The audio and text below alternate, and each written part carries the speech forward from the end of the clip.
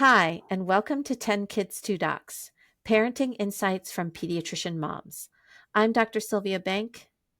And I'm Dr. Vivian Carlin. Welcome back. Welcome back. We are now in the midst of our August break, but in the meantime, we've put together some bonus material to hopefully tide you over before season 2 begins.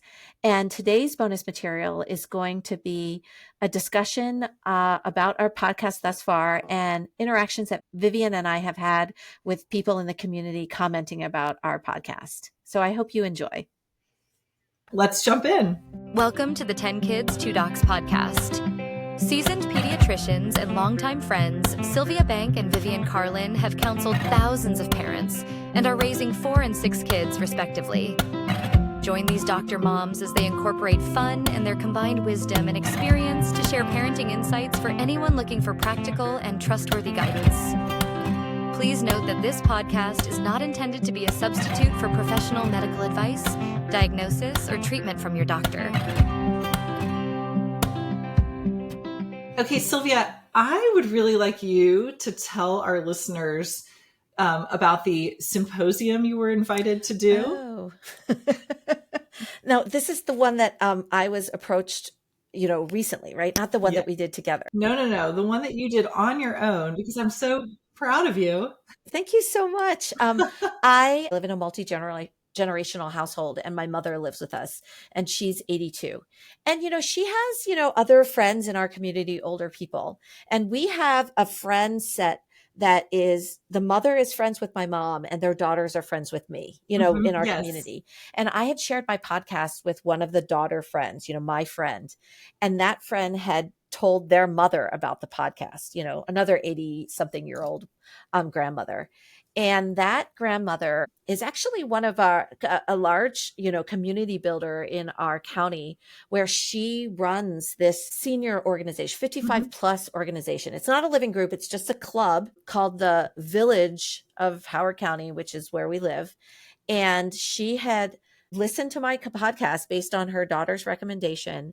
And she personally wanted to and was thinking about starting a podcast for her village, her organization, her senior, friends. Yes.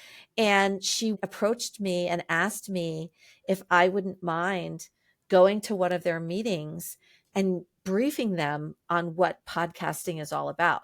And granted, these are 80-year-olds, this is a very new technology for them, something obviously none of them grew up consuming or listening to, and wanted to just the basics, how do you do it? How do you put it on the internet? All of these really, really cute old person questions. So they invited me to speak to their group. And so I went out to a meeting of the Village of Howard County and gave them probably a 45-minute talk on podcasting, what it is and how to get started. And it was just really fun to network with a different group and, meet these different people I never would have met before in my community. And absolutely. Yeah, it was actually kind of fun. So another way of connecting with a whole different population that probably wouldn't consume our podcast, but it was still really fun to do. Yeah. I mean, I like to think that, you probably never thought you would have on your resume, hosted a conference on how to start a podcast, right? Somehow I've become the authority on that. And I still, honestly, we're still learning and figuring out how to do things the right way. So it was kind of the blind leading the blind a little bit, or maybe the one-eyed man is the king of the blind, right? That's literally me. I'm somehow the expert here, right? But I also love this idea of this group of octogenarians coming around to learn from you because they want to start a podcast. It's so cute. If they do, you have to tell me, because I'm sure my mom would listen, and then she'll get her whole group to listen. Right. It's connecting senior groups, across the nation. We've hopefully connected, moms across the nation, right? Yes, exactly. I love it. Community building. So they actually recorded my talk. Oh my gosh, and put it on YouTube. Sylvia, you're famous. I'm totally famous. So I'll put a link in the show notes. If anyone wants to hear my terrible talk about podcasting, I am literally on their, YouTube channel as the podcast expert. Right. I feel like there's these milestones in this journey, right? people have started reaching out to us asking, hey, can we trade trailers? We really like your content. Or, Right. hey, can I come on your show? I really like your content. I'd like to be a guest. This is another one. Hey, would you come and give a talk about how to produce a podcast? It seems absolutely ridiculous to me because I don't really think I'm the expert at all. There's so many people out there that are so good at this, but somehow in this group of like seniors, I've become the expert. So anyway, that was fun to do. That is really cute. So I want to tell a story about someone I ran into in the neighborhood the other day. She's actually an empty nester. Like her youngest child is, I think, a rising junior in college right now. But she stopped me and she was like, I love your podcast. Oh, I love that. And I'm like, I can't believe you listen. Like you have no children at home anymore, right? This was a past thing for her. And she's like, it doesn't matter. You know, she was a mother of 4 and she was like, I listened to your podcast to reminisce about those days I'm of so waking up at night. Yes. And so she says she listens to every single one. And I also then subsequently talked to her about some episodes. And I told her that that episode that we made on screens and content in the school age child, where I told that story of my child staying up all night playing video games at that sleepover. Yeah. Was that at her house? That was at her house. I was like, you know, that episode, which she had listened to because she is apparently one of our loyal listeners. I was like, that was at your house. And she was like, I remember that party. You know, like it like brought back all these memories of, I mean, of course, this was probably over 12 years ago that this happened. Right. But, you know, the fact that she like connected those dots, having listened to the episode, she's like, I remember that party. Those boys would not settle down. She literally had this moment and this epiphany that was at her house that it happened. So I just found that really, really funny. And really funny. This potential listener group that I didn't realize that we might have of empty nesting moms that are reminiscing about their motherhood, right? Gosh, so, well, and I feel like empty nesting and parenting that young adult and sending kids to college, I mean, we could do an entire season on that, and we haven't even talked about it yet. So I'm excited to go there too, because I have so many thoughts on this steep learning curve that I'm on with my children that are now in college. So. And on that same note, you know, in our swim safety series, we talked about swim team and how that was a big part of our children's swim competency. We still do swim team. So like my family still does it.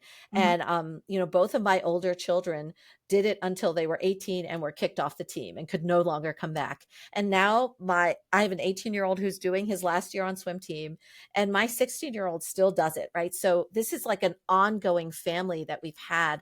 I think this is my 17th year doing swim team, right? So, you know, come after Memorial Day weekend here in Maryland, we start up with the swim team routine again, and we kind of reconnect with families, honestly, that we haven't seen in the last 9 months.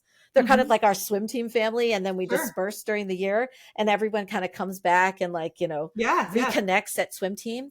And I ran into a mother at swim team, you know, that I haven't seen in a while, who herself, she has 5 children. And, you know, like this neighborhood run-in, she was like, I listened to your podcast, you know, like, you know, like probably through social media or something. And she made this comment about something that you said in one of our episodes where you were, when we talked about screens and the school age child content, where you reiterated that screens were for you, you know, the S's of screens. Yes, and survival. They're for my survival. She repeated, she like quoted you to me. I'm like, so complimented. Like when your co-host talked about survival and sanity and sleep and safety, like this mom was like, you know, the mom of 5 in a large spread was, and she's actually also a homeschooler. Oh, you know? Okay. So like kind of connects with you on that level. She was just like that, just, it helped validate her, Vivian. Like she, instead of feeling guilty that my child is on a screen right now, like the way that her mindset was about screens, it really helped her, I think, have confidence in how she uses screens, how it's okay to use screens for her. Yes. Like it was impactful to her, your words. So Yeah. I wanted to share that with you. I'm so complimented by that. I actually got that same feedback in a very different context from a Really? listener who is she's a lawyer. She has her own practice working full time, and she has twin young school age children, 5, 6. And she said the exact same thing about that comment, and how she, they come home at night and she thinks like, okay, is this a moment of, I need this for sanity? It actually is. And she hands me the screen and she's like, all right, phew, that made me feel better. And I'm so complimented that people see it that way. I feel like one of my mantras in parenting, and I think this comes up again in so many contexts as I look back on the episodes we've done and on the things I think we'll talk about in the future, is that we've become very child-centered in our parenting decisions. And that has created a very stressful atmosphere for parents. And I think we really need to kind of flip that and be a little bit more parent-centered. And that in so many of these things, this idea of like happy parent, happy child, or calm parent, calm child, like what works best for you as a parent? Like, for example, in baby-led weaning, if baby-led weaning is stressful to you, there are safe, easy ways to feed your baby purees. Do that. Like, take off the stress off of you. If we talked about it in discipline, I agree. Timeout's not a great way to train a child. But if timeout is the way for you to gather yourself to then be calm to talk to your child, use the timeout for you as the parent, right? I think as we look ahead to like, what do you do about travel sports? What do you do about all of these issues? Like there needs to be an assessment of what works best for me to be the best parent for my child. And I feel like that's kind of that similar theme with screens. Like how can I use screen use to make me the best parent for my child? Right. Not to overuse, right? To be very cognizant of neurodevelopment, but I really. But it's still okay, right? Yes. It's okay. Yes. Yeah. I mean, I think on the same vein, like reflecting on our pilot and our reason and our mission statement for this season 1, the parents under pressure, trying to create a community of support and lend a helping hand and ease some of the pressure of the parents. I sure hope that we've done that, right? Yes. Like listening to these 2 moms' comments, like that really helped me. We're not talking, and of course it then helps the children, but to give the parents a space to say, it's okay to do something for you, right? Absolutely. Yeah.